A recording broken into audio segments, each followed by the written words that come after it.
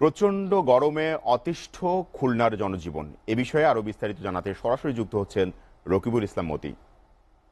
মতি, খুলনা বিভাগের তাপদাহ আজ কেমন? স্থানীয় আবহাওয়া অফিস এই বৃষ্টির বিষয়ে কোনো পূর্বাভাস দিয়েছে কি, জানাবেন।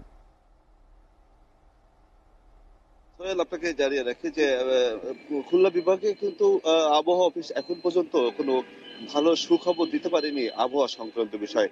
তারা বলছে যে চলতি যে সপ্তাহ চলছে সেটা কিন্তু এই যে তাপদাহ এটা কিন্তু অব্যাহত থাকবে এবং এই অব্যাহত থাকার কারণে কিন্তু খুলনা সহ খুলনা বিভাগের সাধারণ মানুষ, খেটে খাওয়া মানুষ যারা আছেন তারা কিন্তু ও অস্বস্তিতে পড়েছে এবং নাকাল অবস্থা পড়েছে।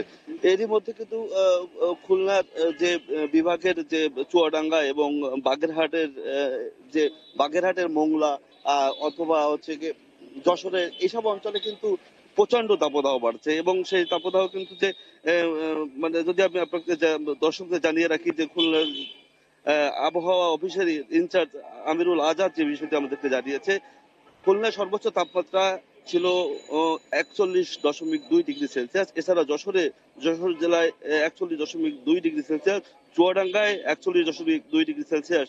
বলা যায় যে চুয়াডাঙ্গা, যশোর এই অঞ্চল দুইটিতে কিন্তু সবচেয়ে জেলাতে বেশি তাপদাহ দেখা দিয়েছে। তারপরে অবস্থান করছে মোংলার 41.6 ডিগ্রি সেলসিয়াস। কুষ্টিয়ার কুমারখালীতেও কিন্তু 40.8 ডিগ্রি সেলসিয়াস এবং পাবনার ঈশ্বরদীতে 41.2 ডিগ্রি সেলসিয়াস তাপমাত্রা রেকর্ড করা হয়েছে কাল পর্যন্ত। আজ আজ 12টার পরে হয়তো আবার নতুন করে তাপমাত্রা জানা যাবে যে কি অবস্থা। এর ভিতর খুলনার কয়রার উপজেলায় 0.0 ডিগ্রি সেলসিয়াস তাপমাত্রা রেকর্ড করা হয়েছে। আমরা যদি বলি যে বিভাগের সব জায়গা থেকেই কিন্তু এই খুলনার বিশেষ করে চুয়াডাঙ্গা এবং যশোর অঞ্চলের তাপদাহ বাড়ছে এবং এই অঞ্চলে যারা খেটে খাওয়া মানুষ তারা সবচেয়ে বেশি বিপদগ্রস্ত অবস্থা এবং নাবিশ্বাস পর্যায়ে আছে।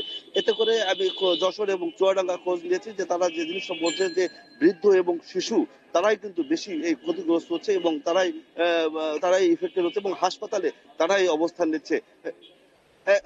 আমরা যদি এই আবহাওয়া অফিসের তথ্য মতে যদি আমরা বলি যে আরো বেশি আপডেট আপনাকে জানাতে পারবো 12টার পর যদি সংযুক্ত থাকি। এই ছিল স্যার আমার কাছে খুলনা বিভাগের সর্বশেষ তাপদাহ সম্পর্কে।